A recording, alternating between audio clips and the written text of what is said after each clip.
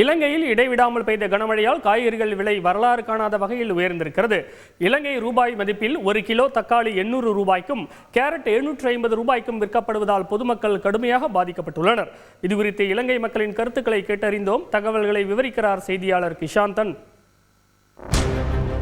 இலங்கையில் இந்திய வம்சாவளியினர் அதிகமாக வாழும் மத்திய மலைநாட்டு பகுதிகளில் கடந்த சில நாட்களாக கனமழை பெய்து வருகிறது. காய்கறிகள் அதிகம் உற்பத்தியாகும் இந்த பகுதிகளில் நிலவும் சீரற்ற காலநிலையால் நாடு முழுவதும் காய்கறிகளின் விலை வரலாறு காணாத வகையில் உயர்ந்துள்ளது.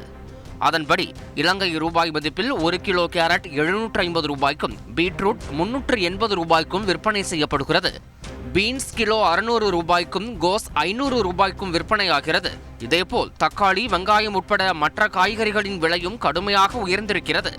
மிக கடுமையான இந்த விலை உயர்வால் பொதுமக்கள் பெரிதும் பாதிக்கப்பட்டுள்ளதோடு விற்பனை குறைந்ததால் வியாபாரிகளும் பெரும் நஷ்டத்தை சந்தித்து வருகின்றனர். காய்கறி விலையேற்றம் குறித்து இலங்கை நுவரெலியா பகுதியைச் சேர்ந்த உமாதேவி, புஷ்பராணி ஆகியோரிடம் பேசினோம். சமைச்சு கொடுக்கறதுக்கு ரொம்ப சிரமப்பட்டுட்டு தான் இருக்கும்.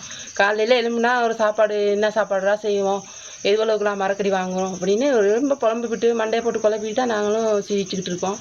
அரசாங்கம் மாறுன்னு பார்த்தா மாறின பாடு இல்லை, காலம்தான் ஓடிக்கிட்டு இருக்கு.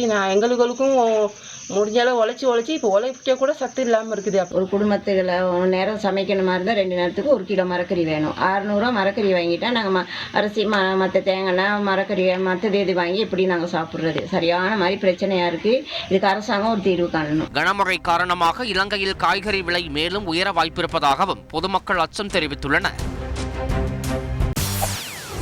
செய்திகளை உடனுக்குடன் தெரிந்து கொள்ள உடனே சப்ஸ்கிரைப் பண்ணுங்க.